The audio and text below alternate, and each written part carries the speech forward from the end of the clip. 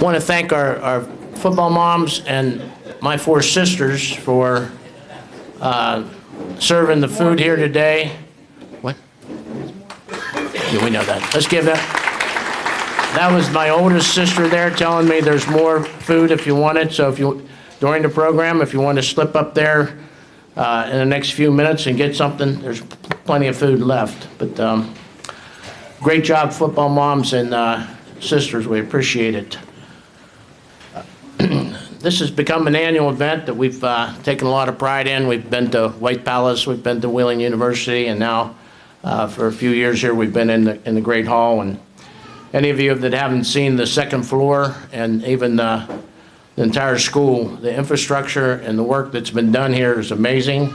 Some of you that haven't been here for a few years, you might want to check it out because it's really a state of art and a quality place to get a great faith-based Catholic education that we're very proud of. So with that, I do want to just recognize a person that's going to be talking and closing later on, but all this is a part of our leadership here, and our principal and Miss Becky Sancombe, who's right up there. Let's give her a nice round of applause.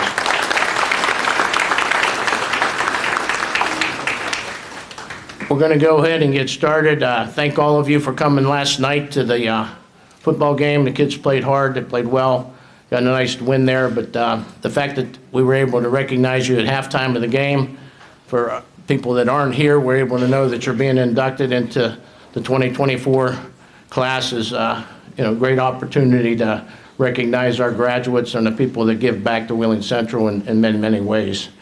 Starting off first, we always do this first because women come first. We wouldn't be here if it weren't for them. But our first inductee that I'm going to have come up is Miss Stephanie Caruso. Let's give her a nice round of applause.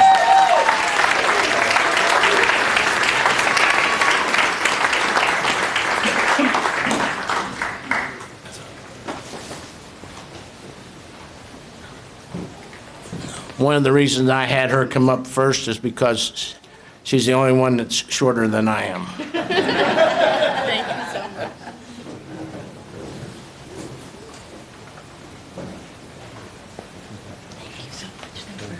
Thank you. Might need to move this thing down. There we go. Hi everyone, it's good to see everybody here today. I want to start off by thanking Coach Young, the school, and the nominating committee for selecting me for this honor. I also want to congratulate the other 2024 inductees. I am truly humbled to be part of the proud tradition of exceptional people who have received this honor before me. When I was first selected, I began to reflect on my time here at Central, my running career, and how it all started. Ironically, I initially went out for the cross-country team to help me get in shape for the upcoming basketball season, but did eventually realize that being 5 feet tall does not typically lead to basketball stardom. After my first season, I fell in love with the sport and decided to run track as well, which I loved even more. I never imagined it would lead me down the path it did and open up so many opportunities that I never dreamed of. There are so many people who deserve a thank you for leading, guiding, and supporting me. I want to first thank Wheeling Central Catholic High School for creating an environment for students to flourish both academically and athletically. Some of my fondest memories are from my time spent here, and it was within these walls that I built friendships that have lasted a lifetime. It was also here that my faith grew and continues to be a core aspect of my life today. I have had some amazing coaches over the years whom I would like to thank. First, I'd like to thank Wayne and Lois Rudder, who cultivated an amazing team dynamic and who somehow made running up hills on repeat, through streams up past my waist, and in circles around a track a lot of fun. Secondly, I'd like to thank Tim Weaver and Ed Sloan, who taught me what all these weird running words were like, tempo runs and fartleks. They also taught me the meaning of long distance by having us run 8 miles the day after a race. Thank you to Coach Craig Schneid, who coached me to all of my personal best times, which helped lead me to compete at West Virginia University. I want to especially thank Coach Heather Waite, who I had the privilege of being coached by for all 4 years. She's in the back there. She was a role model for me both on and off the track. She helped instill in me a dedication and drive to push myself to the limit every practice and every race, and was a major contributor to my accomplishments from my freshman year through my senior year. During our cross-country races, she would be at the top of what seemed like every single hill, yelling at us to use our arms to pass the other runners. Heather, I still hear your voice when I run up a hill today. She's also one of the reasons I'm going to start coaching at a local high school in Boston. I also want to thank all of my teammates who trained and competed alongside me and made running such a joy. Although the races and awards were memorable, it was the fun I had with my teammates, especially people like Lauren Bauer and Sean Draginski, that made running worth it. It's really amazing how well you get to know someone when you run mile after mile beside them. Lastly, but certainly not least, I want to thank my family for supporting me through all my running dreams. I know at times they got sick of me saying I have to run first before doing anything else, even on vacation. I especially want to thank my mom and dad for being such amazing role models. They are the reason I am who I am today. Their unceasing love, encouragement, and support has never wavered, even when I wanted to be a basketball star. They taught me the meaning of dedication, teamwork, and hard work, and were always there at every single track and cross-country meet, running from spot to spot on the cross-country course and cheering me on. Thanks, Mom and Dad. I was out for a run the other day, pushing my daughter in her stroller, thinking about the future I want for her, and it dawned on me that the same lessons and values I learned from my teachers, coaches, and family at Central are the same ones I want my daughter to learn. So I would like to say one final thank you for helping me to lay a firm foundation for me and my family. Thank you.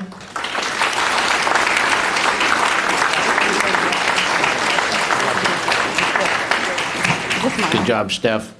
Our next recipient is probably one of the better athletes that's ever come out of Wheeling Central, both on the baseball field and on the basketball court. Baseball field and football field. Quality young man, great family. His father was inducted into last year's Hall of Fame, and with that, I'd like to introduce Justin Edwards.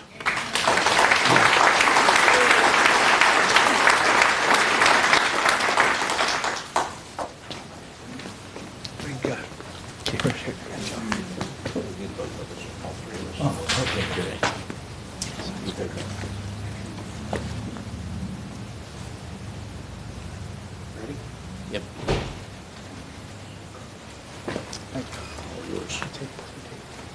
You take that. All right. Thanks, Coach Young, for the introduction. And I tried basketball once, and there's way too many running drills, so I was not quite in shape for basketball. But yeah, thanks for everybody to be here. I'm super nervous, so I'm probably going to stutter a bunch, so just bear with me. I'm shaking like everything. So thanks for everybody who's been here today. I'd like to thank the Hall of Fame committee for putting on a first-class organization. See, I told you. A first-class event. It's very, very cool and very humbling. What also is humbling is getting your suit out of the closet for the first time in 3 years and trying to put on your pants. So say a prayer for the seams of my pants today. So my story is a little bit different. Wheeling Central, they always say, you know, is family. It literally was family for me. All right, so I started out being around Wheeling Central pretty much since I was 4 years old. So it's been in my blood for a long time, and they told me I only get 3 to 5 minutes, and I have about 18 years of Wheeling Central experiences, so it's going to be tough to fill that time. I'd like to acknowledge table 4 here. It's my family. All right, my aunts and uncles all came in. Uncle Noel, Aunt Titi. How I got those nicknames, I'm not really sure. Uncle Mark and Aunt Dana, Uncle Randy, Aunt Dawn, and my mom and my dad. All right, mom and my dad, pretty much my first coaches. My brother, who couldn't be here today, he was basically my first teammate. And then probably my number one fan, my grandmother, Jackie, right there. So let's get the show on the road. Let's talk about actually a little bit of a story. Before I do that, I also want to recognize a couple coaches that are not here with us today. I'm going to take a little moment of silence that really influenced my life. First being Coach J.T. Thomas. Second, Coach Greg Sacco. Coach Tommy O'Connell. Tom Burgoyne, for sure. And then one of my teammates who passed away early, I'd like to take a little second to recognize Joey Tuna Allen. So growing up, I was around the baseball or football field ever since I was about 4 years old. Move this up a little bit. Either on the practice fields, baseball diamonds, just being around the game with my dad. All right, he coached football and he coached baseball, and we'll get to that here in a second if I don't run out of time. But I had a unique perspective because not only was it out on the field, it got brought home as well. So sitting at the dinner tables, talking about things, it never ended for me. All I wanted to do was be a Wheeling Central football player. Since I was 4, 5, 6, 7, 8 years old, going to the practice fields and then being a water boy on the sidelines, under the lights, you see the golden helmets, right? I'm giving water out to the players out on the field, and that's all I wanted to do. I looked up to them like they were the Pittsburgh Steelers when I was younger, all right? They felt larger than life. Little did I know that I'd be able to do that myself in a few years. However, I was a public school kid all the way up until 8th grade, so I had a decision to make. Should I go to Wheeling Central, play for my dad, or should I go to Wheeling Park, where every single one of my friends was going that I've been friends with since I was 4 or 5 years old? And so I made the decision to go to Wheeling Central because I wanted to play for my dad.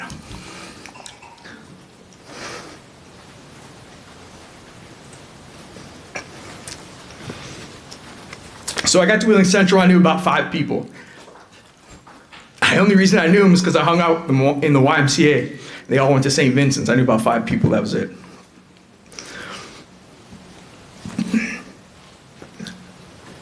Now, as a 15-year-old freshman, I chose Wheeling Central. As a 15-year-old freshman, usually kids don't want to ride to school or want to ride to school with a parent. They're embarrassed. They try to duck their head. I had no choice. So I'm coming to school at 7 o'clock in the morning with my dad, and I'm trying to hide so no one sees me, but I got used to it. Now, I did choose Wheeling Central over Wheeling Park, but my dad also was our health teacher.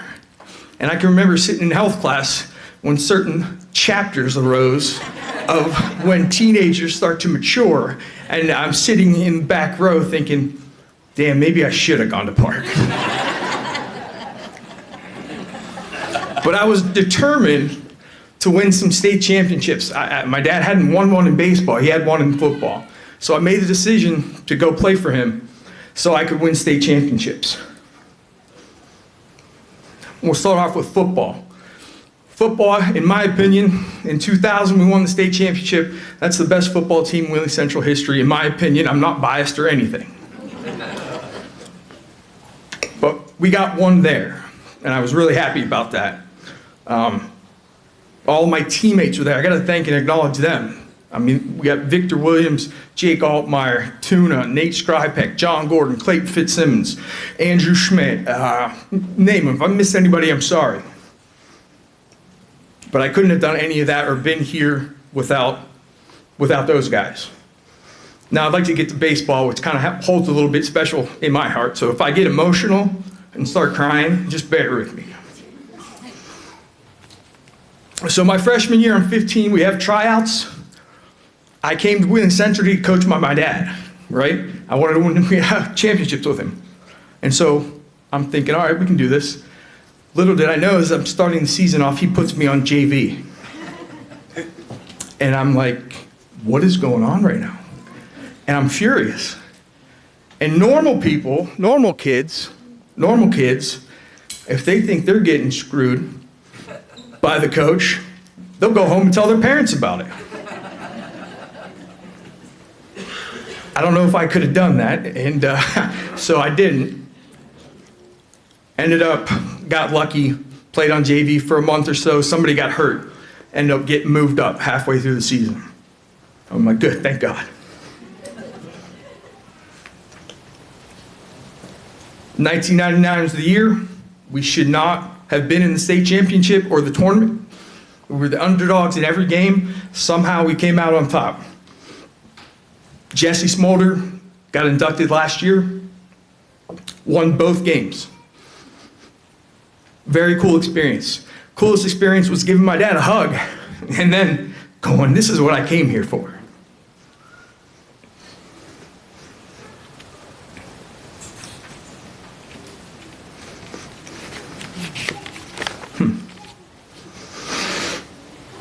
On those teams, we had some great coaches. I'd like to acknowledge a couple of them. Coach Hartman, Coach Hartman, Coach Jimbo Wadusky, Mrs. Hartman, who kept the book, and Coach Greg Bamberger, who's here today. Thank you. We run it back in 2000. 2000 was a great year. We won it in football and we won it in baseball. So it was a good year right there. And I sat there and I reflected and I said, this is why I wanted to come to Wheeling Central, to play in these games. And I have 2 final points and I'll get out of your hair. I told you this is going to be a little bit different. And there is, please let me know. I'd like to thank another group of people, different kind.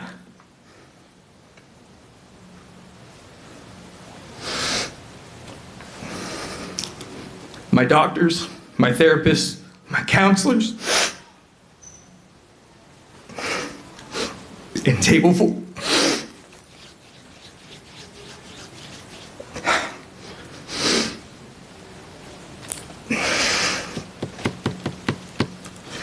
For the last 10 years, I've been battling a different opponent.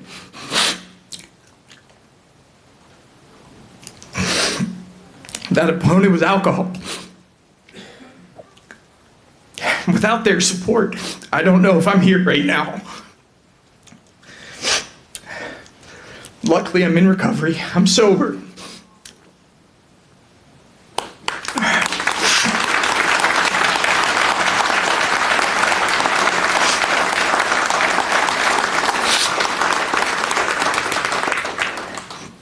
So if you know anybody that's struggling, don't give up on them.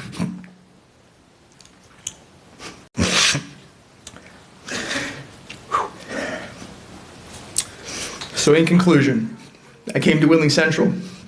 We won 3 state championships. We came runner-up in 2. I think that's a pretty good decision that I made. It was worth every minute. And I'll close with this.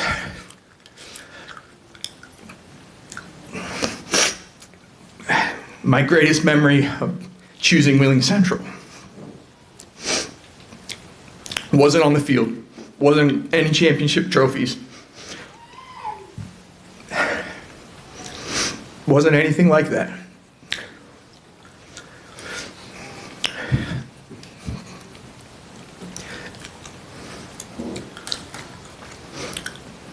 My greatest memory about being at Wheeling Central was after the game, sitting on my front porch steps, still in our uniform next to my dad, talking about the game we just had, going over the scorebook, who did well, who didn't. My mom making us a late dinner, and just sitting there. And I live over in Elm Grove, so we could see the baseball field from our steps. That's why I went to Wheeling Central. Thank you.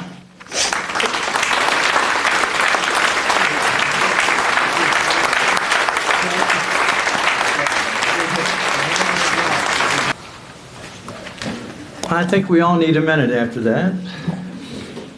Thanks, Justin, did a great job. I had the privilege of coaching him for 4 years in college, so he's an outstanding young man. Our next inductee was a 3-sport star, and he did a great job in all 3 sports. I think he made All-State in all 3 sports. Our next inductee is Todd Flanagan.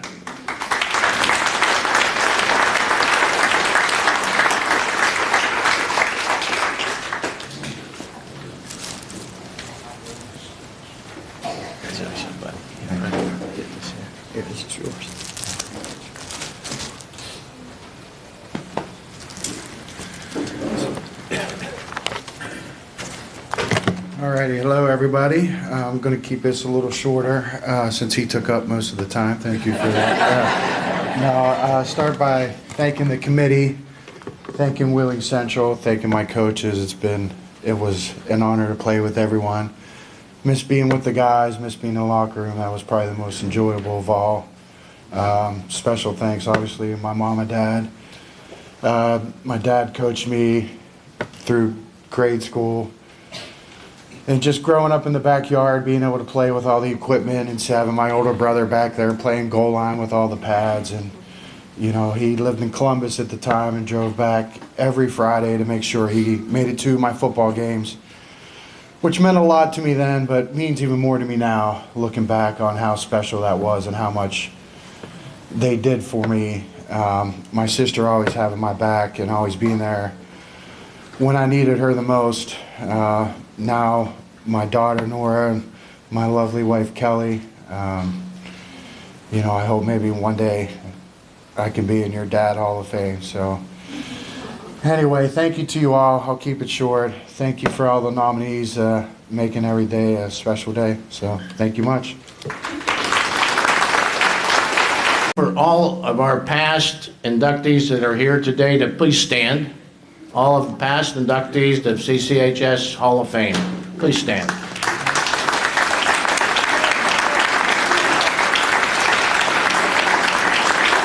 Thank you guys for coming back. Thank you for everything you do for Central. I'd also like to thank an individual that's been remarkable in helping me and put this together with all of the mailings, all of the paperwork, all of the ticket sales, everything, the program, the ads, all of the above. She tries to hide every once in a while, but she can't. Ray Powell got the idea that she was my girl, and she is my girl, but I got another girl at home who's not here. But my girl here at school is Maggie Espina, and she's standing right back there. Let's give her a nice round of applause. Maggie, thanks for everything, buddy. She's my buddy, so we work well together. Our next recipient played on the first state championship team. Hard-nosed, tough athlete. Went on and played at West Liberty. Outstanding individual, outstanding father, husband, good man. I had the pleasure of knowing him when I was coaching at St. Clairsville, and my brother-in-law put a shot on him, and they ended up playing on the same team at West Liberty 5 years later. So, but one of the best linebackers ever came out of Wheeling Central, Herk Osterman.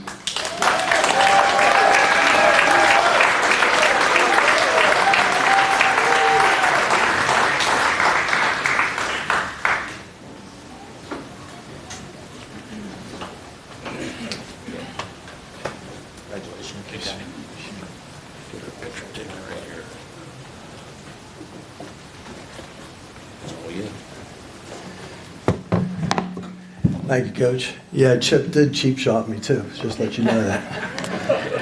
And then the whole crowd went, ooh. And I'm laying on the ground. That was not very good. I never got a chance to pay him back either, so. Once a night, always a night. If somebody told me that a long time ago, it stuck with me. So bear with me, I gotta put my readers on. Coach Bo, Coach Young, it's your staff, awesome job. I haven't been back in the cafeteria. It's changed a heck of a lot since I came here. A lot of people to thank. Fellow inductees, impressive resumes. Congratulations to each one of you. Gotta thank my parents first. They're up in heaven. I know my mom's got her virgin daiquiri and my dad's got an Iron City beer and a shot of whiskey celebrating. So they were my biggest fans, just like the parents of our '79 football team. We made history. We're the first Catholic school to win a public school state championship. Nothing to hold you guys back. All the Catholic championships you guys are part of. We had 5 first-team All-Staters on that team and 4 honorable mention players. From our freshman year on, we won the Pac-8. Sophomore year, we had 4 starters on the football team, which back in Central in those days, you didn't start as a sophomore. And then, of course, our junior and senior years, we had some great talent, especially our senior year. Our coaching staff, shouts out to Coach Chuck Hosey, ex-player from Central. Coach Terry Edwards, he went to Lindsley, I won't hold that against you. Greg Coleman, Coach Jim Stein, Coach Greg Sacco, Coach Chuck Joseph, and of course Chief, Coach Thomas. I got a shout out to my older brother, Tom.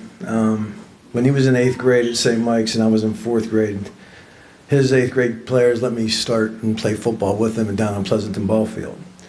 And my dad found out about that before I was going down there, and he told me there's no crying on the football field. I didn't understand what he meant by that. And I said, there's no crying on the football field. I said, why would I cry on the football field? And he goes, okay, you'll find out. So went down there and played, and yeah, I got my butt handed to me. But I didn't cry. I had some tears in my eyes. But the biggest thing was going home with your older brother, and he's throwing the football up. I said, you should have seen you were getting lit up by a Christmas tree. He says, and then the sound you made when you hit the ground, he goes, it was unbelievable. He goes, I'm going, thanks for your sympathy, Tom. Appreciate that. But that helped me understand that, the older you get, there's always going to be somebody bigger than you. And that's what it is. My teammates, I call them my brothers from the 79 team. As you can see, all the guys back here with the 29 jersey on. Kirk Collins said best a couple months ago, and we always try to get together for lunch. He said he'd go to hell and back for us, and that's true. You guys are my brothers on and off the field in the 79 team. I got all my players that I played with. There's 3 other ones I want to shout out to real quick. First one is Matt Ham. Me and Matt went from first grade all the way through college together, and we played football from 5th grade all the way through college together. And in my eyes, he's the best wide receiver I've ever had a chance to play against and play with. Next one is Rick Palcetti, basically my partner at middle linebacker. We pushed each other on and off the field, and we had each other's back. So thanks, Chet. And then the big man in front of me, who basically let me run sideline to sideline, gave me the opportunity to take on double teams. Shout out to John Treveri, also first team All-Stater. Took on countless double teams, and also had 67 tackles, but also had 14 sacks in 10 games senior year. So thanks, Hoss. You made me who I was. I want to thank my wife and my kids. My son, they always told me when we were living in Columbus, we still live in Columbus, that we almost had an opportunity to move back here, and he wanted to go and play for Wheeling Central. Well, it never happened. He still this day is not happy about it. So it happens. But I want to basically finish up and just tell you guys about the hardest hit I ever took in my high school career. And it wasn't from my fellow teammates. It wasn't from the opposing team. We were playing John Marshall, and Coach Edwards, we were talking about this last night. And we go down to John Marshall's game, and they're 0-7, we're 6-1. And we're ready to, it's a cool October night, about maybe low 50s. We're sitting there, and we're playing, and we're not overconfident. We go down there, and we lay an egg in the first half where we turned the ball over 4 times inside our 30. Well, they scored 3 times.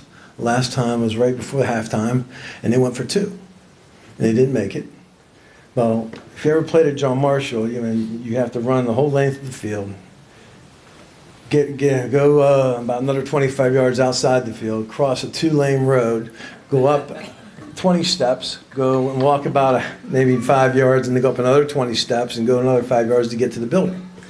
So then you have to walk down the whole building to get to the locker room. So we're there. We're sitting there, and we're not yelling and yelling. Our team's sitting there just like, okay, if we could turn the ball over, we'll be fine. We'll come back and we'll get this game under control. Well, all of a sudden, the door slams open. Here comes the coaching staff. They don't look happy. Well, we're down 20-0. So we're sitting there, and all of a sudden, Coach Thomas, if you ever known him, he had these Foster Grant glasses. I don't know if they were prescription or not, but you couldn't see his eyes. Never could see his eyes. And he's fuming. He's mad. And we're all saying, Coach, we got this. We'll just stop turning the ball over. We'll come back. We'll win this game. He goes, I'm mad at the SOB that freaking went for 2. He's mad at the other coach. And I'm going, so he went for 2. That's what he's supposed to do, And he says, you don't do that to Central. So we proceeded to walk out of the locker room, go down the hallway, go down all the steps, cross the 2-lane road, get to the field. And we're sitting there, and Tommy Thomas and John Treveri, the other captains, and Matt Hammond, and the seniors were getting together, getting everybody fired up. And I'm ready to lead people out on the field. And all of a sudden, I turn, and I go, you guys ready? And I get hit by 2 people. Get lit up. I remember I'm in there, and I'm like, okay, Tommy Gompers again hit me back when I was in 4th grade. And we hit the ground, knocked the wind out of me. I got saliva coming out, and they proceeded to hit me under their chin, hit me in the stomach, and I'm sitting there, and they weren't hitting me hard. But I couldn't breathe. So the next thing, somebody got them off of me. I'm on my knees. I get up, And then Matt Ham standing there, I said, Matt, who was it? I'm going to kill him. I said, I don't care. I'm going to get his. He goes, you'll have time on Monday to do that. I go, what do you mean? He goes, it was Rick Hickman and Ron Kaminsky, 2 of my classmates. And they basically were upset because we were blowing it and our chance to go downstate. So I basically, and I know Ronnie's sitting there going, you deserved every minute though, because we were playing that bad. But that was the hardest hit I ever took. And Hickman's still back here, so I still owe you. So, but basically that was it. And then basically Coach Thomas said we're going to go out and win the game 21-20, and that's exactly what we did. And the rest was history. We won the state. So thank you.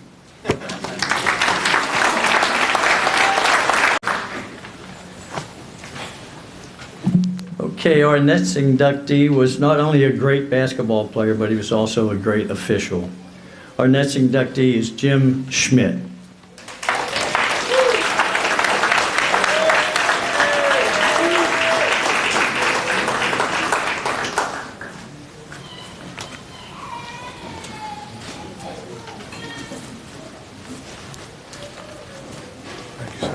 Great job, buddy. Here, turn around.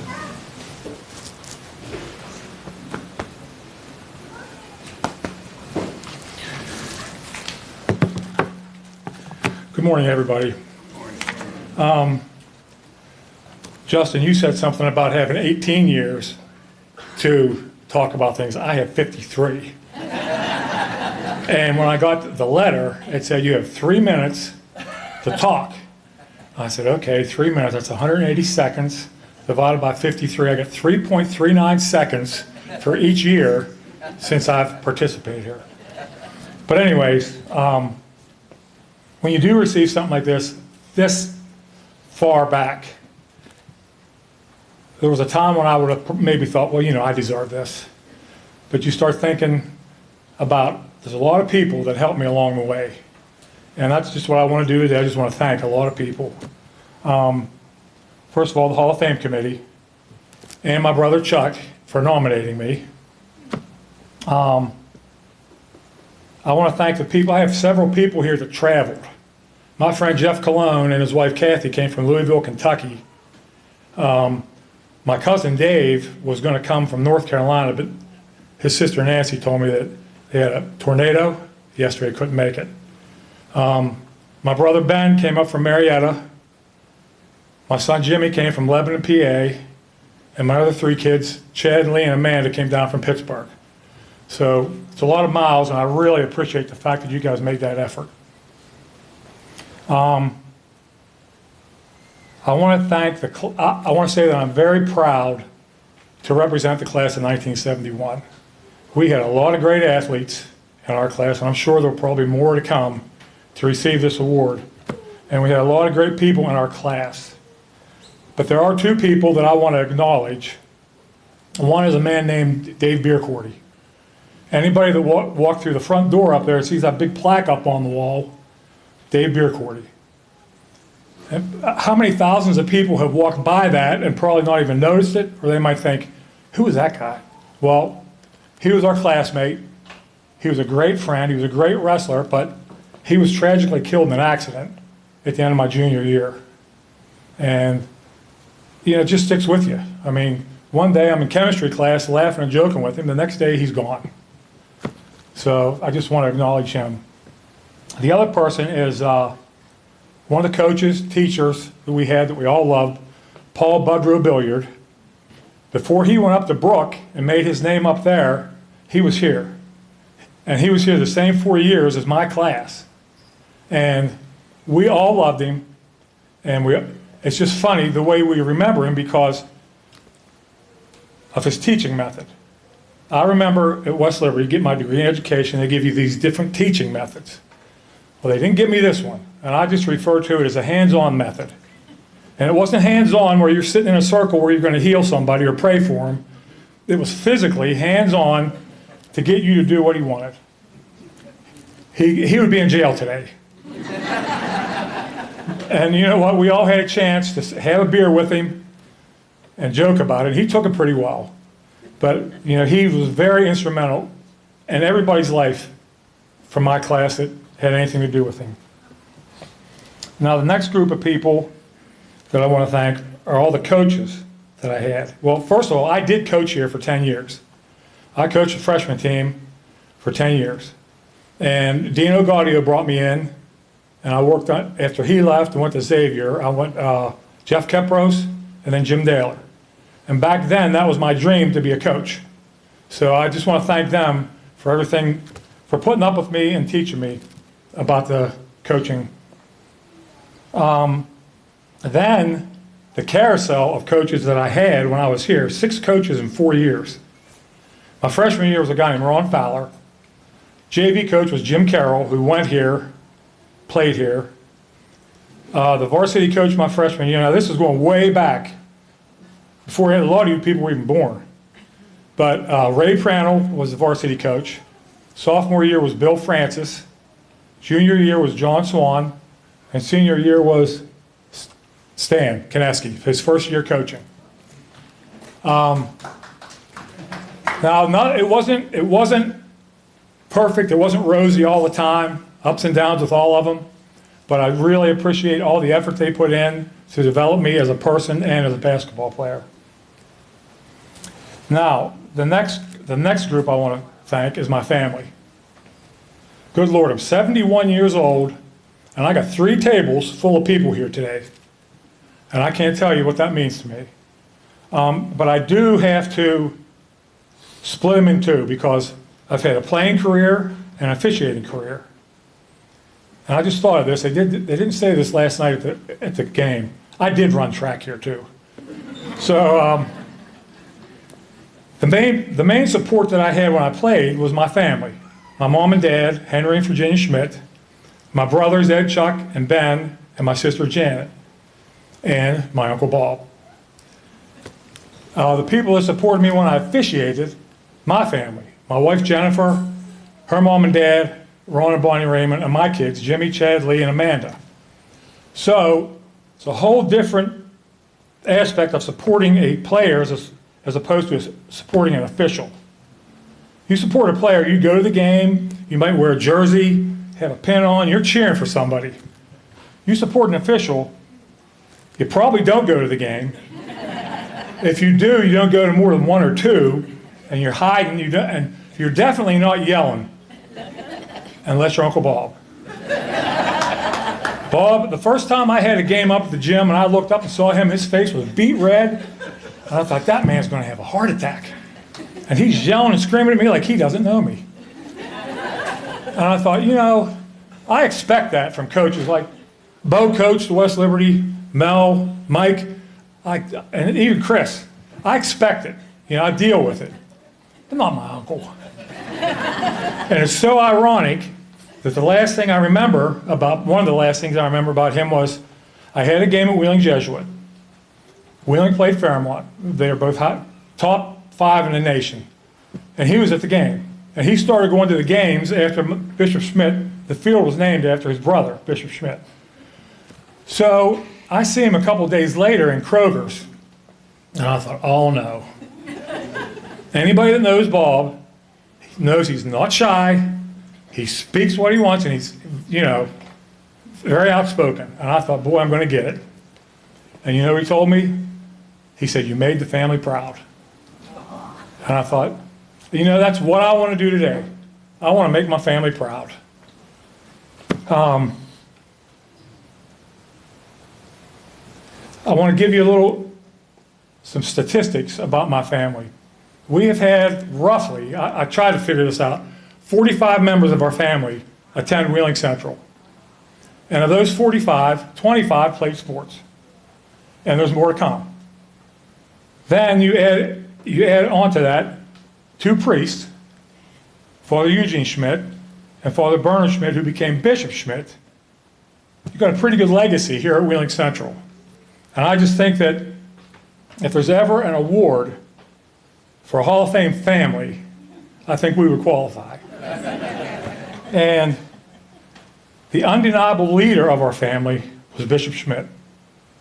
You know, undeniable leader of wherever he was, but here, whatever parish he had, the Diocese of Wheeling Charleston, I never heard anybody say a bad word about him. He always was the one that had family reunions. He always had get-togethers every holiday season. He did everything he could to keep our family together. And if you ever heard him speak, he always referenced his family growing up. Great family. So, saying that all about my family, I just want to say that in honor of my family, I'm very proud to accept this award. Thank you. And the guy could play basketball very well. Our next inductee was also a three-sport star here at Central, and I had the privilege of coaching him when he was a young kid. And my dad coached him for several years in the Little Leagues. Lou Smith.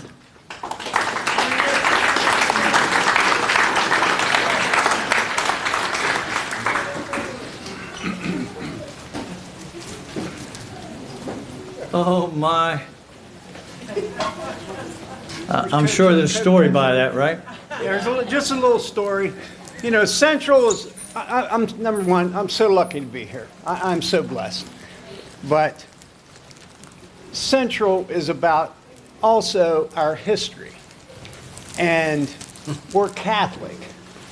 And in a couple minutes, I'm going to ask you to use your imagination a little bit at the first and at the end of my little presentation. But first, I would like to give this to these two guys who were my role models. Now, I am not old enough to use this water bucket, just so you know. I'm not that old. However, these two guys were my role models. Did we drink out of it? When I grew up, and what it says here, CCHS football, and if you ever known Lou Hillenbrand, he took care of the equipment. There was your way, there was Central's way, and then there was Lou's way. If you didn't hang your uniform right, if you didn't whatever, believe me, you heard about it. And if he knew that I snuck this right, that I had this, he would kick me square in the butt. But anyway, imagine 1960s, early 60s, Fulton Field. Coach Urbanik out in 90-degree weather out at the Wheeling Creek, the Quonset hut days, where they actually did a 2-week grueling session of preseason football. And when they did call for a water break, there would be 3 or 4 sponges in here. And they would all take their turns, get a sponge full of water. And when I say a sponge full, 1 sponge full. And then they go back to work. But anyway, I've been saving this for a while. I can't believe that I'm here, honestly. But I wanted to. Don't know how to thank you, Lou. You're so welcome. The only thing you left out was the sponge. And the sponge is it's disintegrated a long time ago. You get the middle. Okay. Here's your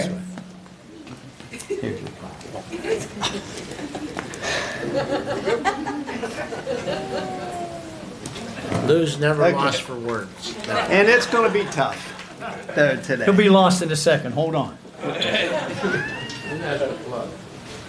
I told you I had something for you. Oh, yeah. I can't tell you what he brought for me. I can explain it to you Right. later. Ah, there you go, buddy. 19.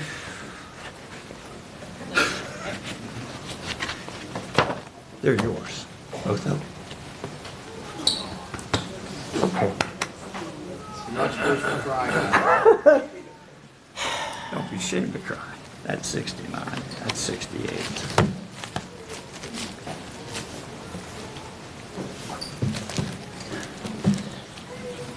That's for the cup. Thanks for the bucket, Lou.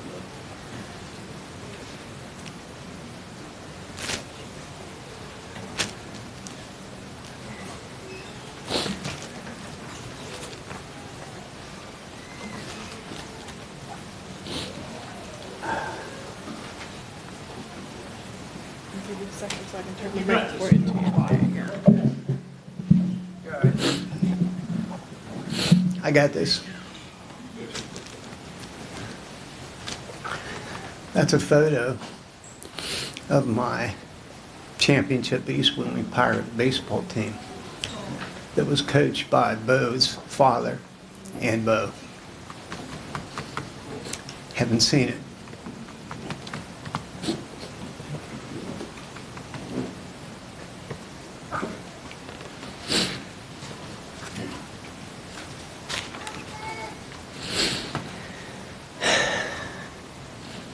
Thank you.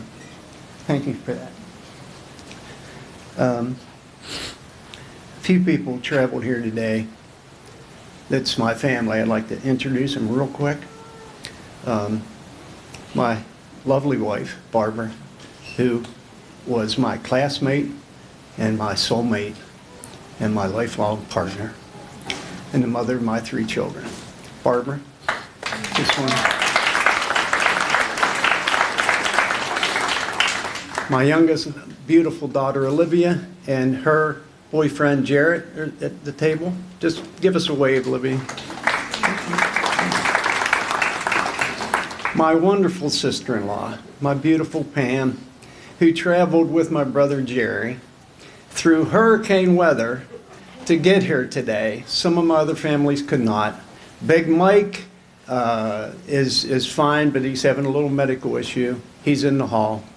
But Jerry Smith, I would like you to stand for a second, please. Go ahead and stand up. He doesn't want to stand up because he's reminded me I have 3 minutes. Jerry Smith is a Hall of Fame coach in Virginia. He and his wife for close to 40 years taught and coached. Jerry coached, and he had a wonderful career. Wheeling Central is family. My cousin, Terry Edwards, is here, along with his son. It's always wonderful to see you, Coach E. I've got 2 side brothers in a big family of 6 boys and 2 girls that come along from time to time and have become like brothers. I want to recognize Coach Jim Wolf, Gary Sacco, and his brother Vince. They're kind of like that extended family that you hear about, that you can always call upon or ask a question. So I just want to say hi. Thank you, Hall of Fame Committee, and all of those people, administrative. Maggie, you know I love you. Larry, it's always wonderful to come back to school and relive some memories. We are distinct in the sense that we're here, not at a high school, but at a Catholic high school. And if you ever heard Coach Young speak before in such a classy, eloquent manner, that he reiterates that, and he reminds us that we are very special in that regard. The many, many families, the role models that I got to see in the 60s and 70s. I'm one of the younger Smiths, and so I got to see Central all through Cathedral grade school, and then of course all through high school. The many, many, many wonderful families that we would see Sunday at church. For example, the Duffys are here, another big role model. I always had a picture of Jay. The McConaugheys, the Duffys, the Voglers, the Gompers, the Abercrombies, the Gilligans, all these people in our community that were just fabulous. The many coaches I'd like to thank, and I'm sure I'm going to miss. Mickey Duffy is not here. He was my first football coach at Central. Chuck Evans for basketball. Coach Kineski. I got to be with Coach Kineski from our freshman year all the way through our senior year, and we did pretty good. We didn't quite get that state championship that we desperately wanted, but what a wonderful, wonderful coach and teacher. A little sidebar at practice.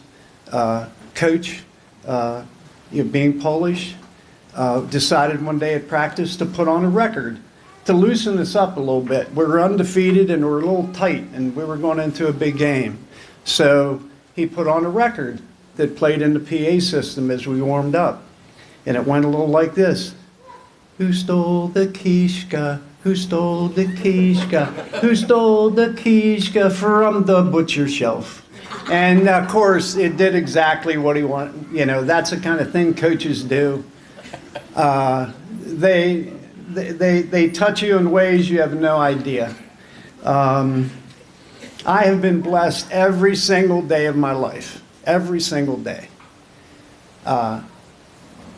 Literally every single day, because as Gary and Jim know, my father was a very staunch Catholic. Governor Caperton, actually, was named a distinguished West Virginia for his work at the St. Vincent de Paul store.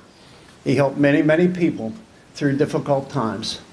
And the other part of our imagination, I want you to think right now that this entire stage behind me is not just my lost ones and family and friends and people who could not make it here today, but yours. So I want you to think that for just a second. I'll tell you why in a moment. My mother, 8 boys, 2 girls, needless to say, she was a saint. She's a saint. That's all I need to say. Always had great food, clean clothes, wonderful sense of humor, stood side by side with my father. I remember the day, so you can imagine the laundry. I remember the day, I remember the commercial when they announced permanent press. I don't know the exact dress code, but in those days we had press shirts, tie, maroon jacket or blazer, and we were sharp. Those before us were sharp, those in our class were sharp, and everybody that followed us, we were sharp. That's the way you presented yourself in school and out of school, because the phrase was central pride. And we tried to carry that. I saw Bob Fitzsimmons and Bob Robinson lately. They said, it's not just passing the torch. It's how you pass the torch. And I think that's very true. But picture a first grader, 6th grade, with dimples and this wonderment of going to his first day at Cathedral Grade School. Okay, and we'll take you back to about 1958, something like that. And he peeks around the corner and he can see these guys, Central. He peeks into the gym on the way home and he gets to see Bo practicing basketball. He sees Mike getting on the bus, and Mike could hit you so hard, but he would also hurt his neck. So 9 times out of 10, he had to wear a neck brace. I don't know if you remember that. But he had a white neck brace. And so they were my hero. It was like, well, why did you want to try to play? Well, I tried to play as many sports as I could because I wanted to be just like my brothers, and I wanted to be just like them. And to be here amongst the group of this year's class, I am so humbled. But to also know that all those before us and all those that come after us, it's overwhelming to be.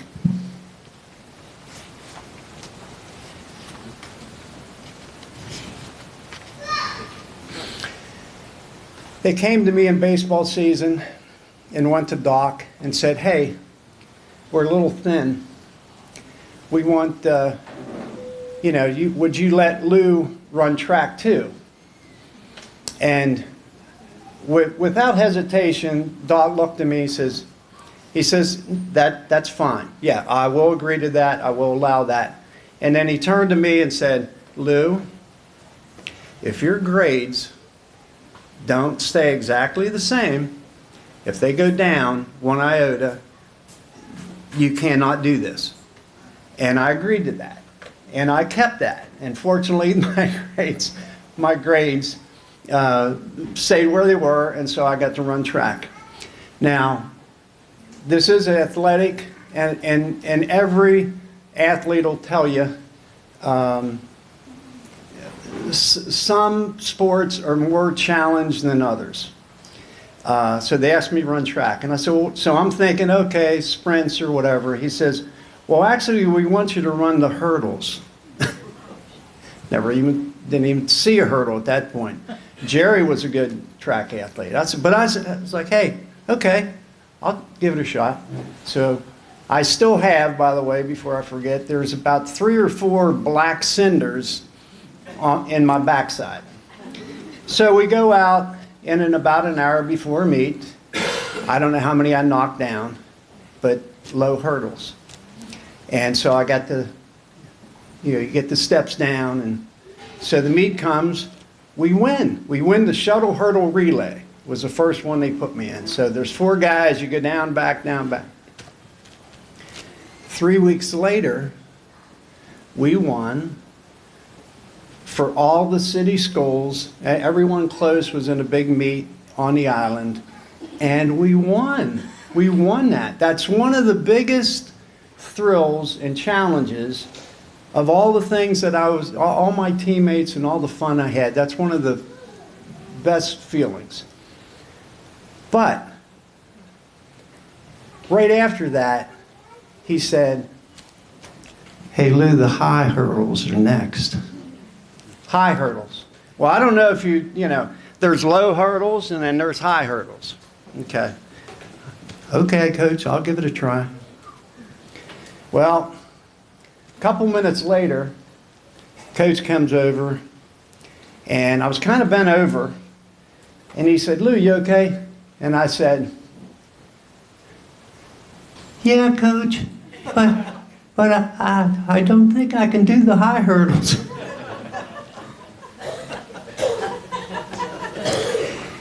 And so, no high hurdles.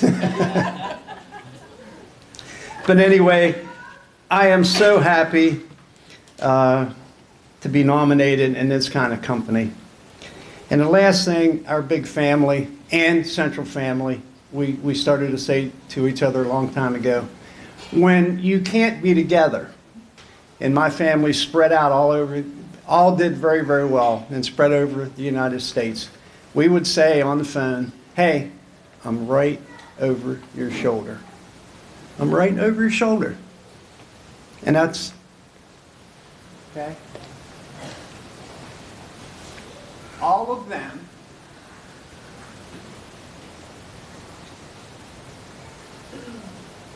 my personal motto is, I will not be defeated.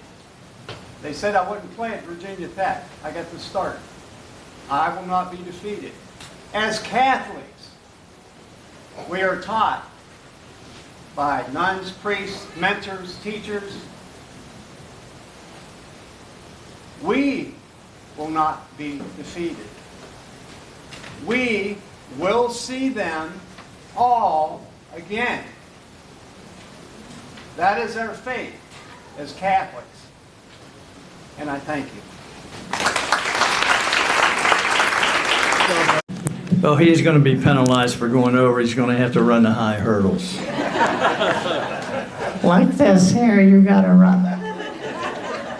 I won't explain to you what he gave me, but if you see me sometime, I'll explain to you what he got.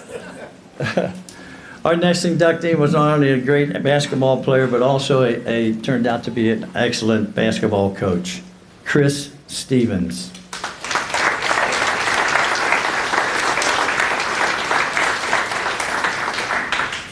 Hey, before he gets up here, there are some of us who have to leave because some of my players are here and Justin Edwards are here.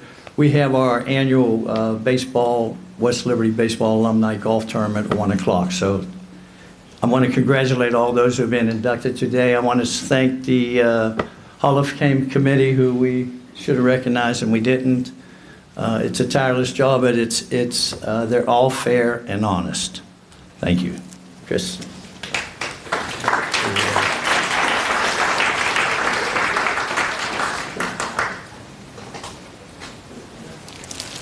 Oh, and a special thanks to Mike. The short one at the table.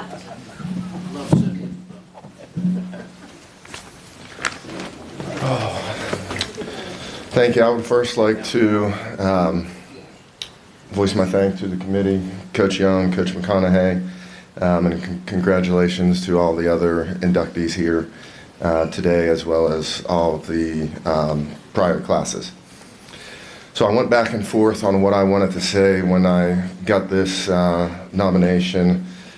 I quickly realized that it's a little bit different than writing an essay in high school where you're looking for filler words and adjectives to get up to that 500-word requirement, whereas now we got to try to take some stuff out. But I boiled it down to I wanted to basically give a thank you to who has made it a huge part of me being here today, as well as what I feel my upbringing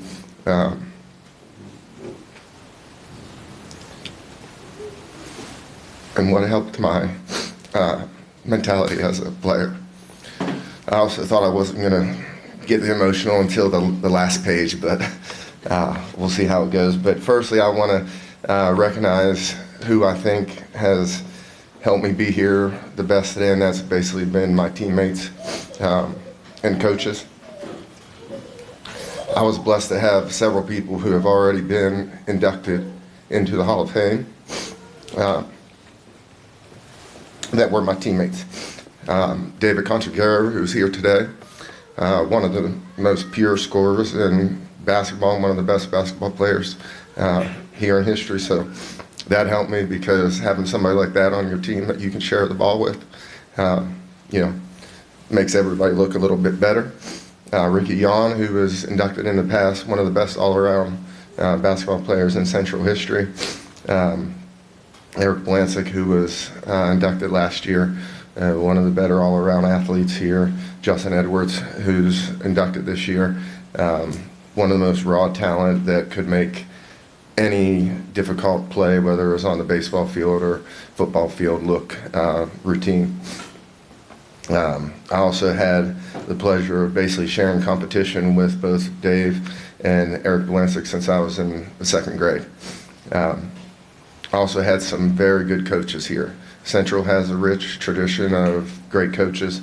I feel like these prior three that have already been inducted into the Hall of Fame with Dave Wojcik, Terry Edwards, and my dad, Mel Stevens, are probably three of the best all-around coaches that Central's had, but also I've been lucky to be coached by. One of the big words you'll hear me say throughout this speech is competition and compete, which was a big player in how I approached everyday life, as well as how I played on the basketball court, baseball field, or cross country. Some of the lessons that I learned through sport and through family was you're a product of the environment that you surround yourself with.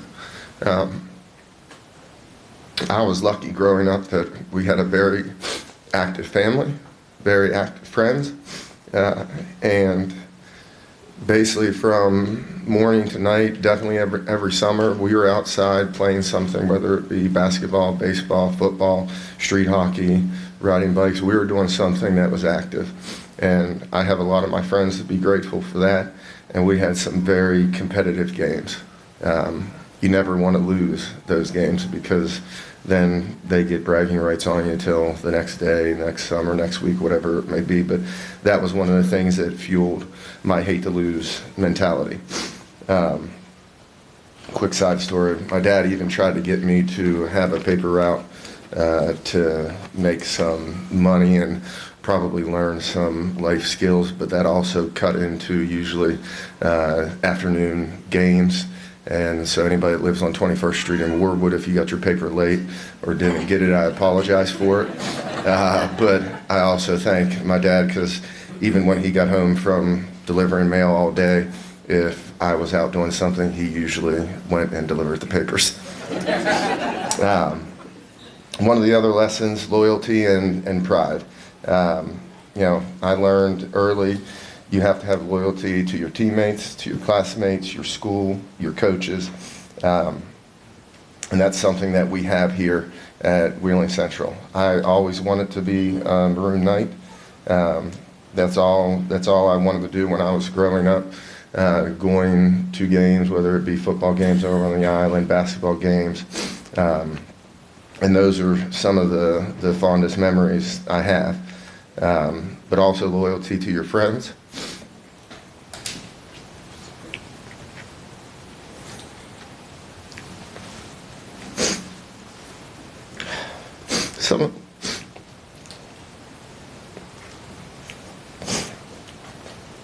Some of my best friends today were my best friends back in grade school and high school.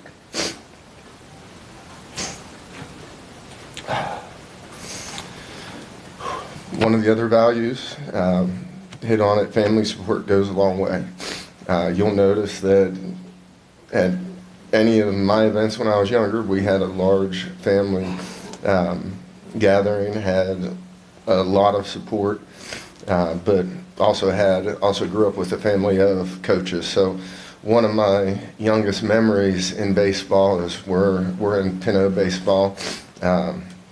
My dad's one of the coaches. I got a couple uncles that are coaches on that team, and that's where like my youngest memory of learning both accountability, competition, and just trying to do things the right way. I mean, I remember we were 5, 6 years old. We're getting ground balls, batted at us, and you could miss them, but if you let one go through your leg, take off and run a lap. And so I learned that competition within myself as well as against others, that no matter what you're doing, do it the right way. And it doesn't have to be perfect, but you shouldn't fear the results of losing. But what that did is one of the main things, and I teach this and tell this to our players too, is you should never fear losing, but you should fear letting down your teammates, letting down your coaches, or letting down your parents. Now, like I said, my family played a huge role in it. They got me to any camp I wanted to go to, any games. And even, I believe it was my grandma. I had her in high school laminate me a bunch of quotes, famous quotes for competition. I had them all in my room and down my steps from where my room was in the attic, just to remind me that if you don't work hard and you don't compete, then you're guaranteed not to be a champion. But even if you do those things, you're still not guaranteed to be a champion, but you're guaranteed to have a chance, and then you have to go out there and take it. Now, as I got this honor, I felt like I'm not the typical inductee for Hall of Fame.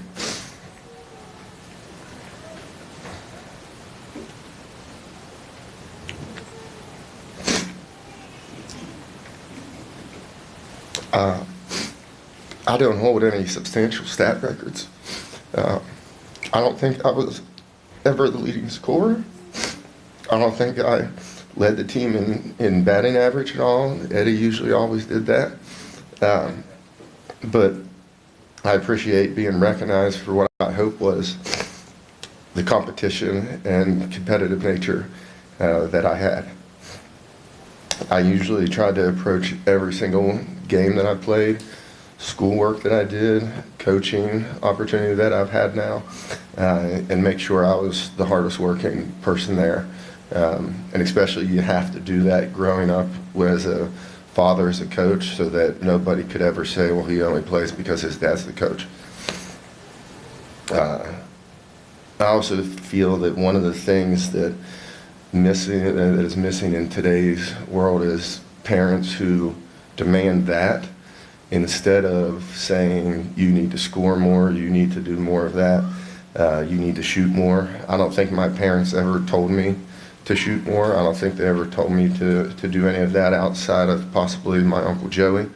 And if you knew him, he loved to shoot. He's got a bad shoulder today, I think, because of it. But I think our group that I played basketball, baseball with, cross country with, we had a group that kind of understood that, and we didn't have anybody that was really searching the individual accolades. And I think that is what helped us be as successful as we were. I have a small daughter who's 9.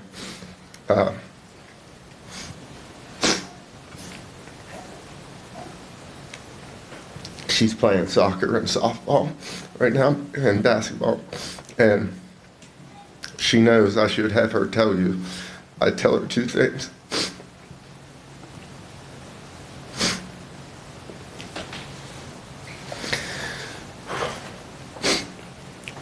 She knows that when she's playing a sport, she has to play hard, and she runs on and off the field. And that's all I ask of her. And now I know my mom would get on me if I didn't mention this, because I think she might be more proud of it than I am, but one of the only things that I would ever necessarily brag about is, like I said, none of the individual stuff. Basically, when I approached everything to win, she gets on me because I kept a record basically from my 6th grade year through my college days of basketball. And basically that was 11 seasons of playing basketball. Our teams were 214 and 52. In 10 of those seasons, so minus my 1 JV season that didn't really have a championship to play for or to win, in 10 of those seasons, we at least competed for the championship 9 of those 10, and we won 7 of them.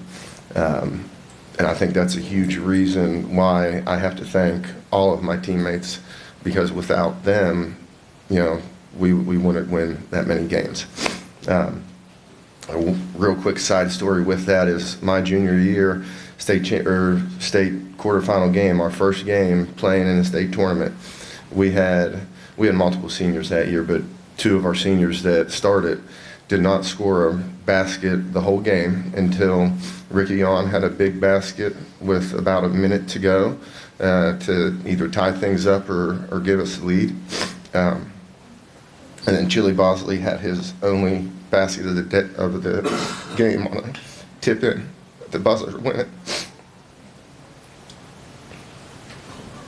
And I don't think at that point anybody really cared, that they didn't score, or even, I don't remember how many I had. I don't know how many Dave had, but I know, we had 2 guys that could have given up and not really wanted because they weren't doing well, but they came in big at the end of the game to be able to help us pull out the victory. Now, these are a few thank yous I saved for the end where I thought I was going to get emotional. So we'll see how that goes. But a lot of it is my coaches and family. Coach Wojcik, who coached basketball, he's obviously across the road right now, but we don't hold that completely against him. But he was very passionate, energetic, huge hate to lose mentality. But he pushed us to the extreme, and we had some rough practices. But we knew that going into games that the other teams had not gone through that. So we knew we already had that step up on pretty much everybody we were going to play, which gave us a great confidence to get in there, but that also has given me the confidence going forward in my everyday life of being able to tackle any obstacle that has come into my view and be able to overcome that. He's had a huge role in shaping who I was as a player, a person, and a coach here as well in my later days. And then Coach E, he matches Coach Woj's passion, energy. He just had such a presence of joy that if you would see him when we came up to the ball field, you couldn't help but enjoy it yourself and play extremely hard for him. I still, to this day, find myself saying some of the quotes he used to say to us, to our kids, to our players. A lot of the songs that he used to listen to, dragging the field, cleaning up the field and that before, after practice are still on my playlist of songs when I'm working out or just being in the car. But he showed me what an all-out work ethic to give yourself for others really makes a difference. And those who are watching you or being coached by you, that makes a huge difference. Thank you.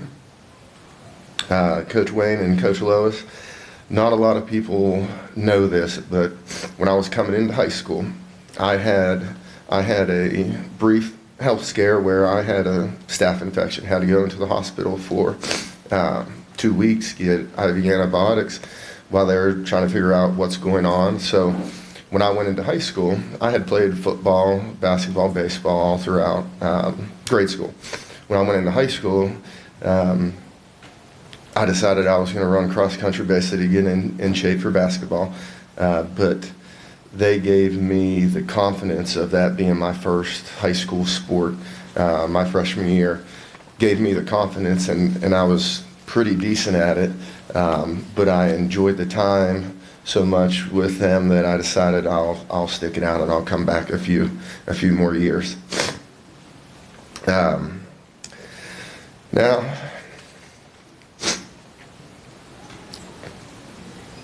to my dad.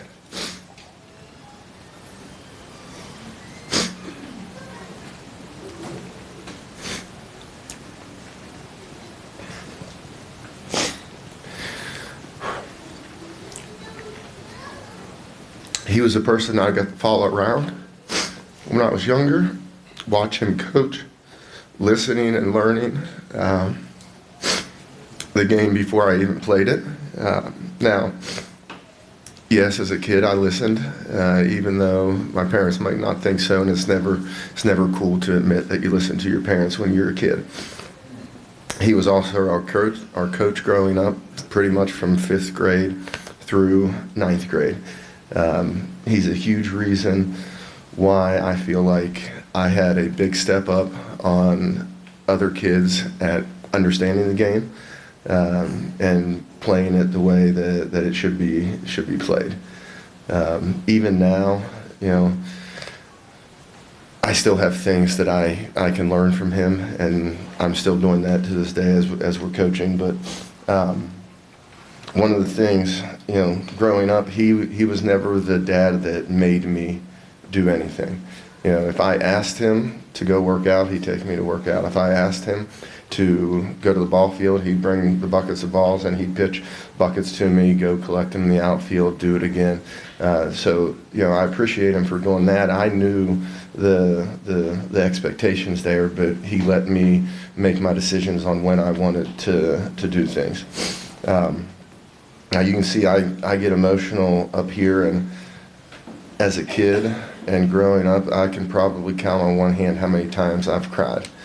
When you get older, you get a little bit more emotional. You realize how privileged and blessed you were to have the opportunities provided to you, as well as how precious life is. But one of the stories that I remember, one of the times that I cried, my dad was also our JV baseball coach one year, and as I was saying before, the one fear that I always had was letting down my players or my teammates, my coaches, my parents. I remember we were playing, I can't remember who we were playing, but I was pitching the JV game, was doing well, playing well, and I believe it was the 7th inning. We're up maybe 5-1 or something like that, and I've been pitching well, and go out there and just can't find the strike zone. They're starting to hit me. Dad comes out and has to take me out of the game. I just didn't have it. And I remember that was one of the times I just felt so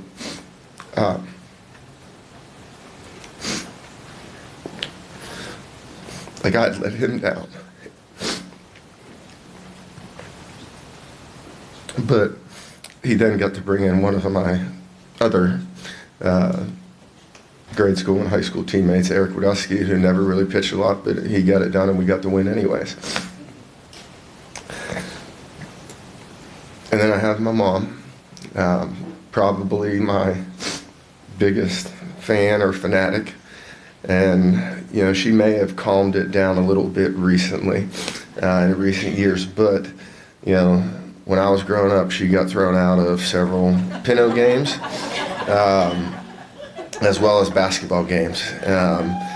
And if you know her, that is where I get a little bit of my toughness from, a little bit of my temper probably.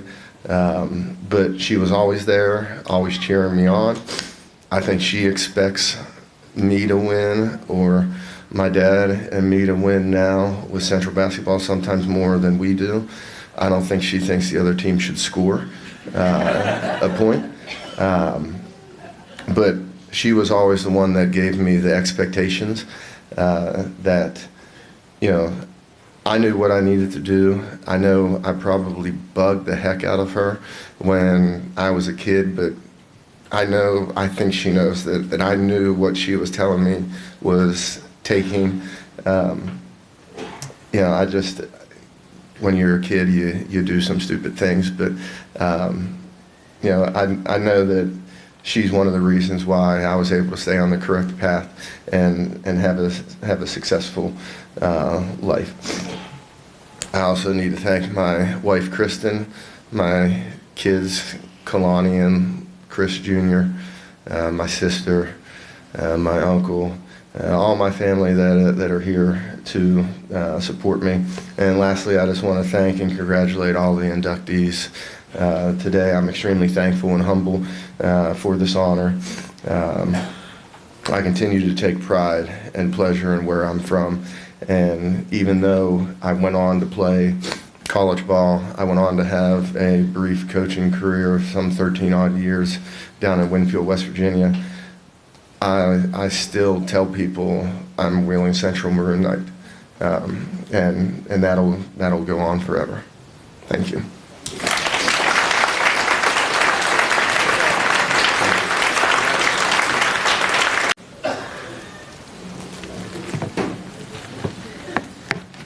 Moving right along, we're going to get to our next inductee, but before I do, a couple people I'd like to recognize. Our Hall of Fame committee, Mr. Larry Bandy, Peggy Daler, Stan Koneski, our athletic director, Seth Statsky, assistant athletic director and trainer, Braden Carroll. You guys please stand to be recognized. Thank you very much. Give them a nice round of applause. As it's been said all day, we don't do anything alone. You got to surround yourself with good people, and you got to surround yourself with people that are loyal, dedicated, and true to the program, and we definitely have that. The next recipient, one of the best running backs to ever come out of Wheeling Central, Gatorade Player of the Year, quality young man, great family, super person. Honor for me to now call up Brandon Tucker.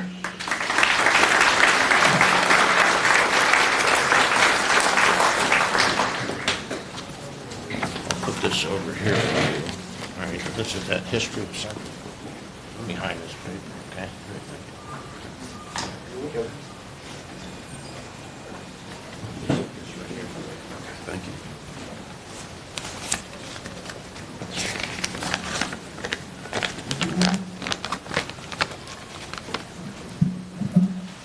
I'd like to thank Coach Young, Coach McConaughey, and the entire nominating committee for this special honor. It's one of the most prestigious awards a Maroon Knight can receive, and I'm truly honored to be included in this group. First, I'd like to congratulate my fellow inductees for their accomplishments and contributions to Wheeling Central. I was lucky enough to grow up watching some of their playing careers and to know some of them personally. I was in grade school when Justin Edwards was playing, and following along with his career added to the desire of me wanting to be a Maroon Knight and play on Friday nights under the Wheeling Island Stadium lights. I got to watch Chris Stevens' championship basketball career as my older brother played with him for a few seasons. I was friends and classmates with Steph Caruso and got to witness her incredible accomplishments firsthand. I'm fortunate that not only one person from each graduating class can be inducted into the Hall of Fame, because if I had to go head-to-head with her achievements, I don't think I would have made the cut. Coach Sacco was a teacher and coach my 4 years at Central, and always made sure we had everything we needed to succeed in both the classroom and on the field. I also had the privilege of being friends with several of Herk Henry's grandchildren from a very young age, and was able to see firsthand some of the contributions he made and the incredible dedication and love that he had for Wheeling Central. I want to thank my parents, Dan and Cheryl Tucker, and my grandparents, Kenny and Nancy Joseph, who are all here today, for always being there for me. Whether it was taking me to a 5 a.m. workout, dropping me off at practice, traveling 5 minutes or 5 hours to a game, celebrating with me during the victories, or encouraging me during the defeats, I always knew I could count on them to be by my side and support me every step of the way. Thank you to my Uncle Michael and Aunt Tasha, who are also here today, for your support from the time I was playing youth sports all the way through my high school career. Even though they lived in either Chicago or Detroit at the time, they would often make the long trip back to Wheeling just to watch me play a game. Thank you to my in-laws, Jeff and Molly Sipley, who have treated me like their own son since the day I met them, and my sister-in-laws, Lindsay Tucker and Kayla Mirando, and my nieces, Joelle and Lola, for being here today to support me. Thank you to my older brother, Nathan, who taught me what it truly means to be a Maroon Knight. Some of my clearest memories from Central Athletics don't come from my playing time on the football field, but from watching him on the basketball court. He was the point guard on 3 straight state championship teams and was the epitome of a team-first player, always doing whatever was needed of him for the team to win. It was through watching him play that I learned the important values of selflessness, perseverance, and hard work. And most importantly, thank you to my wife, Cameron, for giving me my greatest accomplishments, our 3 children, Brody, Mason, and Morgan, and for always keeping me humble and reminding me that I'm not the best athlete in our family, by consistently beating me in games, of course, even when she was 8 months pregnant. I'm the luckiest person in the world to get to raise our children with you and instill in them the Christian values that our parents and the Wheeling Central community instilled in us. You make each one of us better every day just by being you.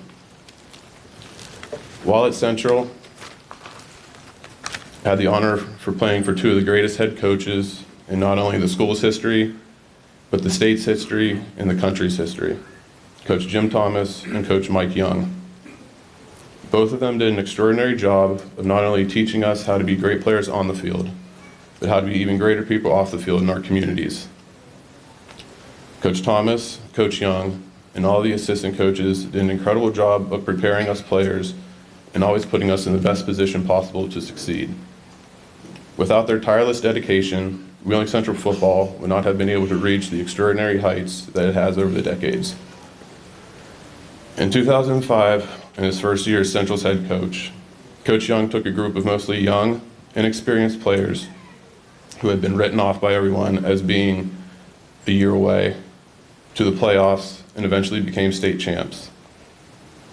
To this day, it is still one of the finest jobs I've seen by a head coach, and I thank you for your unwavering belief in us. Growing up as a football player at a parochial school, the dream was always to be able to run 88 and 87 buck sweep while wearing the maroon jersey and gold helmet.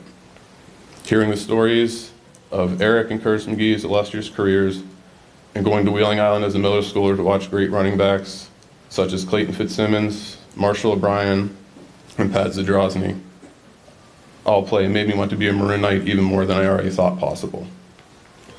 I owe a special thank you to Pat, who went out of his way his senior, my freshman year, to take me under his wing and show me the ins and outs and the hard work that is required to be a Wheeling Central football player. There's long been a high standard set for running backs from Wheeling Central, and I'm honored to have had the opportunity to contribute a small piece to continuing that legacy and tradition. I've long thought that individual awards in team sports, especially football, which I consider to be the ultimate team sport, to be a bit misguided. I played a position that received a lot of the glory and praise, but the truth is I'm up here today because I was fortunate enough to play with a lot of teammates that are deserving to be standing up here in their own right. The linemen all working together to open up a hole, the quarterback carrying out his play fake that freezes the linebackers for an extra half second, and the wide receiver throwing a block downfield that turns a first down into a touchdown. They're all the things that you won't read about in the newspaper the next day or get recorded in the stat books or the record books. But they are the exact things that allow me to stand up here today in front of all of you. So from the bottom of my heart to all of my former teammates, thank you. Today's honor belongs just as much to you as it does to me. People often talk about what it means to be a Maroon Knight, and I've tried for weeks, if not months, to put it down in writing, but have had little success in doing so. To me, it was one of those things that can't fully be explained, but everyone who has been part of it knows exactly what it is.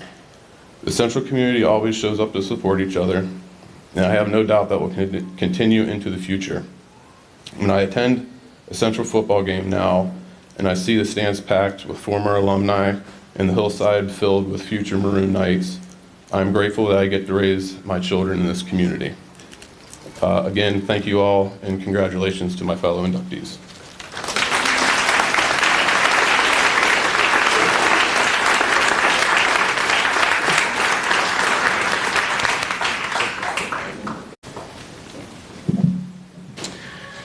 Next up is a Distinguished Service Award, and it's going to actually not just a person, but a family. And Herk Henry was all of his kids going to school here, all of his kids being dedicated Maroon Knights. His son Bob's going to come up and accept the award on his behalf. So with that, I'd like to have Bob Henry come up.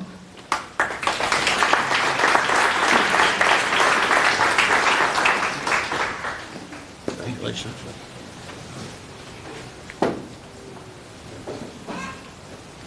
All yours. All right, on behalf of my father, I want to thank him for being here today, because I know spiritually, somehow, he's in this building. And Dad, if you could just give us a sign that you're with us, I'd appreciate it. Oh, thank you, Dad. Thank you. Thank you. All right. That'll wake you all up. For the ones that know my father, he had a lot of dedication to Wheeling Central, whether it be in the band boosters or football. But he kept the chains, the sticks for Central football for over 45 years. A lot of people say, what's the big deal about that? Well, for us, you football moms that just served us and the coaches, football's outside. And so for 45 years, you're in that weather, whether it's sunny and 80 or minus 80, you're outside. So all them years he would show up no matter where he was at. And of course he had a couple people on the football team, so he had to be there anyhow. So how do I get in the game free? I hold the sticks. So he gets in the game free, and he watches my brothers and I play football. My sisters play in the band, and one of the John Weiss are in the band too. And of course an alternate cheerleader, my sister Cassie. No, she was never a cheerleader. That was a joke we told at the funeral. But my father, two things about my father. If you know my father and you told him that he's going to receive this award, he would go, give it to someone else. And then the second thing, if you told him to stand up here for 3 to 5 minutes and talk about himself, that's not going to happen. Now, if one of my brothers and sisters or I got in trouble, oh, he could talk for 3 to 5 minutes. There was no doubt about it. But his love for Wheeling Central was phenomenal. So he took, for 45 years, he didn't even have some relatives on the team. But along came the grandkids. And when the grandkids came along, he was always on the field. Sometimes, well, Coach Young's here, but he would grab PJ or Jake and tell him, man, they're beating you. Them guys are beating you. You better wake up. You're going to get taken out of this game. So he would coach him on the side. But a few years back, they had down here to my left, through the double doors, the Central nightstand of some sort, where they sold novelties, or you got a nice cafeteria, but you can't sell snacks. So they would sell them, but what an honor it was for my parents to work that Band Booster little snack shop, because what they got to witness was their grandchildren. How many of us older, I'm one of them, we don't get to see our grandchildren except for FaceTime. And I love that FaceTime because I get to see my Virginia babies or the Steubenville babies or the Cameron babies whenever I want because of FaceTime. Well, back in the 2000s, early, that we didn't have that. So at least 3, sometimes 4 days a week, they would work the nightstand, and every one of them would come in at different lunch period times and say hello to mom and dad for that sake, just to see their grandchildren. But my father kept the sticks for what I would say for well over 45 years. He passed in 2016. I think he kept the sticks even the week before his passing at one of the warm-up preseason games. But scrimmage. He held them up because you still got to hold the sticks in the scrimmage. You're not like a real game, but it's close enough. But I don't know if he had the record or Mr. Bechtel did at basketball. But I'd say for the chain gang, my father had the record of who knows how many years, 40 plus. And my brother Pat and my brother Jake, they assisted. Of course, my sisters never had the opportunity to hold the sticks because that's a man's job. That wasn't a girl's job. They were supposed to be in the fan sitting with mom or something, but they weren't allowed on the field. So Mr. Bechtel has the record for basketball, keeping the book. But the difference between Mr. Bechtel and my dad, I don't think my dad ever got a penalty, but Mr. Bechtel got booted a few times keeping that book. And then in conclusion, of course, I like to thank the committee. When you get to this end of the program, there's only one other guy left. All the thank yous have already been distributed. So I'm just saying thank you again. But what was touching to my family, my brothers and sisters, and all my grandkids, when Dad passed in 2016, I mean, his love for Wheeling Central football was phenomenal. You can't understand. There could be Central down by 21 points like Eric Osterman was talking about, and 3 minutes left in the game and Dad's still rooting. We're coming back, we're coming back. Dad, even the big man can't bring them back. That ain't happening, okay? But what Coach Young did that day of my dad's funeral was right over here at Altmaier's. Coach Young, along with the entire staff at the time, and I don't know all the coaches, but all the players had their jerseys on, and they processed past my father's casket. They got me right here. They got my mother. My mother cried. So you know what happens when mom cries? Bobby cries. So I cried, and then my wife cries, and when my wife cries, I cry, and when the wife cries, my son cries. So everybody's crying. It's all because Coach Young brought that football team past my father for one last time. So I'm going to say thank you. We never got to thank you for that, but I know my dad, you seen he was here a little bit ago. He thanks you for everything, and he wouldn't, I'm telling you, he would never stand up here and talk about himself. And his achievements, you can look at that program, and it's pretty much spot on, pretty good stuff, but we don't have to tell you when it's in the book. But again, thank you to committee, and thank you, Dad, Mom. And of course, I should say, back up real quick, I think this is a co-award. If I say my father, Mom's right there.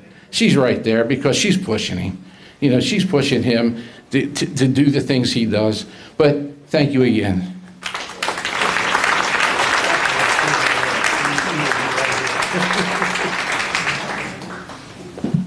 They were a dynamic duo, Mr. and Mrs. Henry, and they produced a quality family. Next, last but not least, I'd like to have the next recipient can't come up here, but he's close with Herk. I'm not going to see those lights change or anything, but this guy was a classmate of mine, a teammate of mine, fraternity brother of mine, roommate of mine, and one of my best friends that had the heart, the pride, the tradition, and the love for Wheeling Central. And Greg Sacco, I'd like to have his brother Lanny come up and receive his award.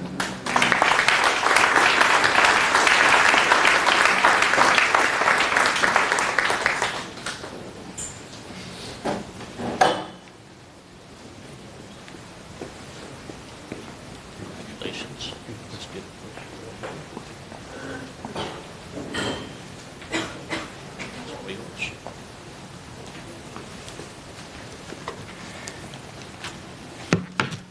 Last, finally, huh? Okay. Okay. I first of all want to thank the nominating committee, Mike Young, Maggie Espina, Larry Bandy, all of those folks who nominated Greg for this prestigious honor. I don't have, everything that I had prepared was somehow mentioned by all the predecessors, so I'm going to try to eliminate what I thought was in their presentations and talk uniquely about Greg.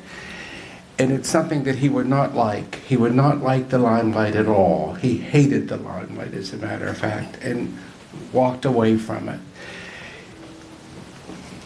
I can recall most vividly how people have told me that he was a man who did things behind the scenes. I never really appreciated how intense he did things behind the scenes until, as someone mentioned, the older you get and life becomes more precious.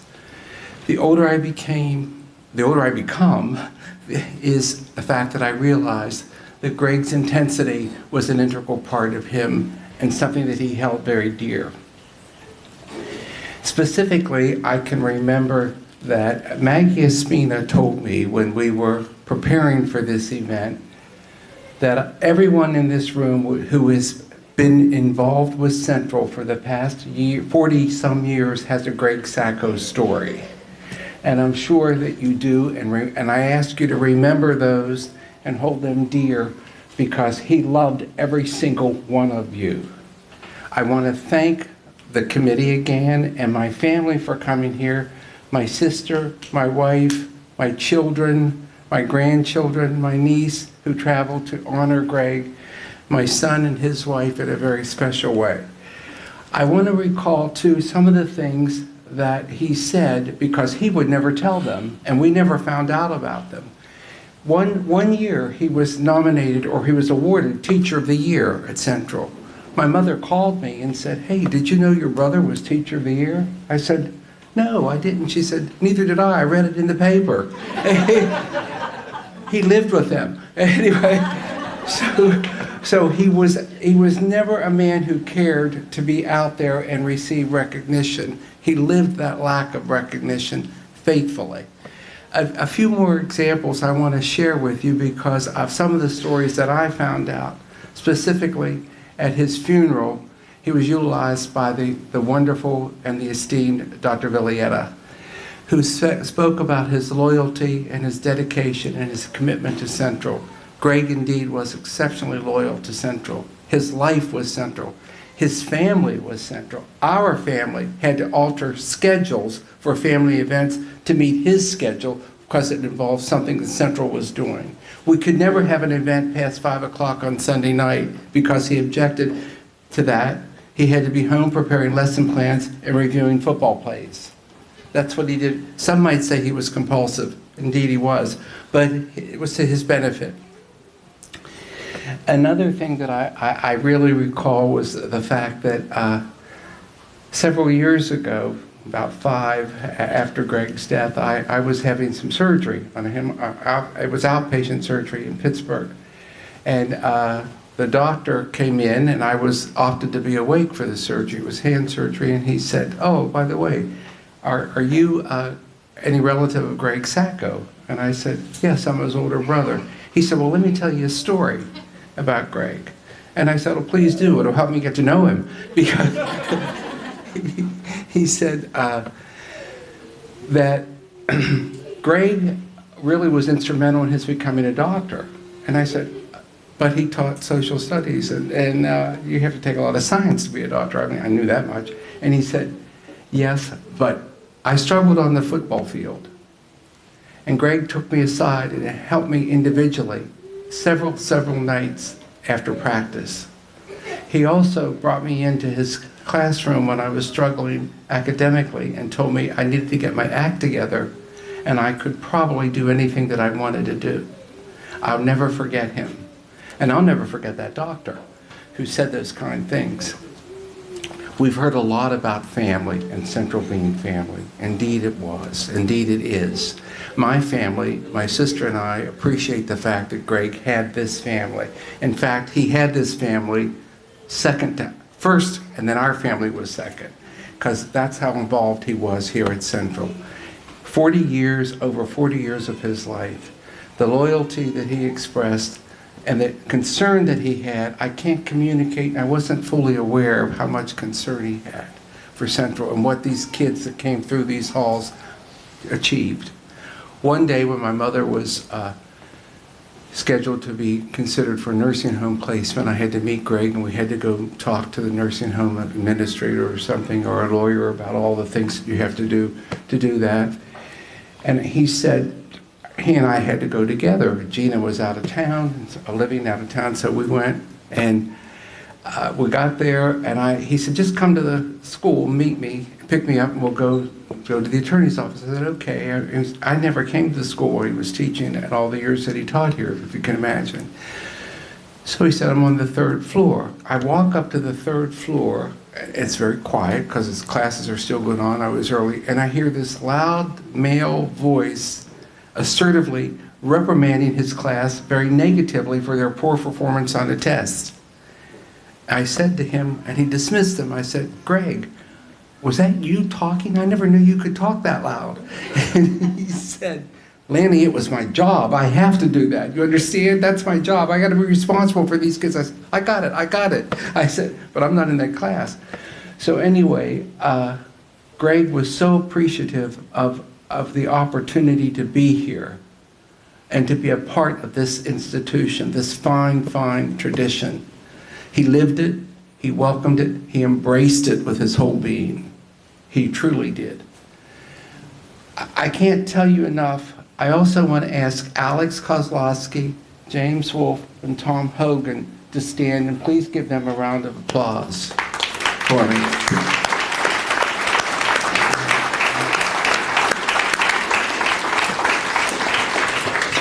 Because Greg became very ill, as many of you may know, and he had a couple of things going on. One of the things that he died from cancer, but he was most embarrassed about developing Parkinson's, which is one of the things that often, when he developed Parkinson's, he was so worried that the kids would see a tremor, and it would scare the kids in the classroom. And he was left-handed, and and it was affecting his left side.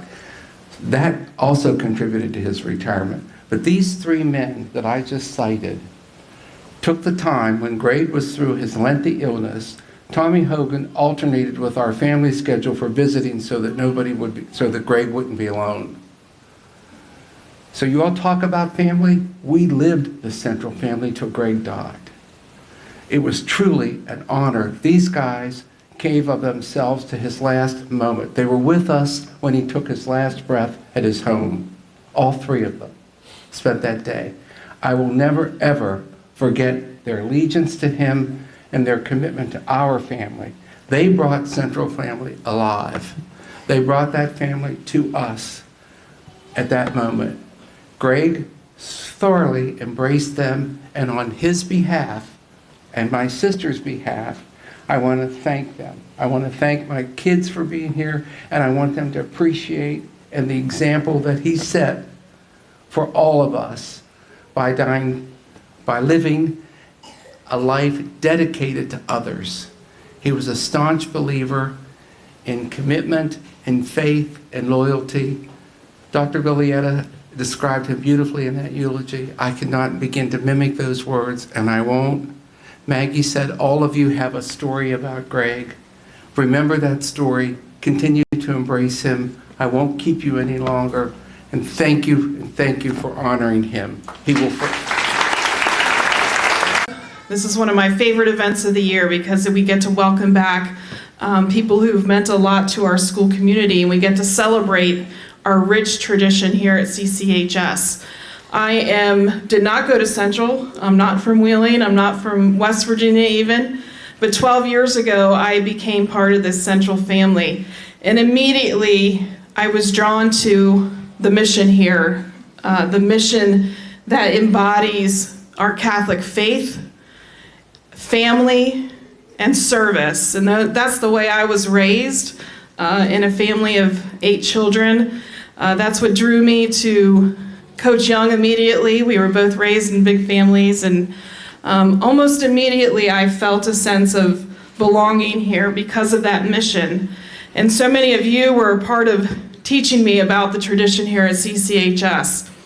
And every year we talk to our students about what a privilege it is to be a part of that shared mission, over 160 years old now, that shared mission that we all share with our alumni, our past faculty, staff, all those people who have been here to support us throughout the years. What a privilege it is to be a part of that. So I'm honored to be a little small part of that now tradition and history here. I'm honored that I get to raise my family in this night tradition and the night mission here at CCHS. And I just want to say thank you to all of you for being here. It's made it a very special weekend and one we will not forget soon. So thank you. Congratulations again to our inductees. Thank you for your words today. It means a lot to hear what CCHS has meant to you and all the people that have surrounded you in love and support along the way. So thank you very much. Once a night, always a night. Go Knights.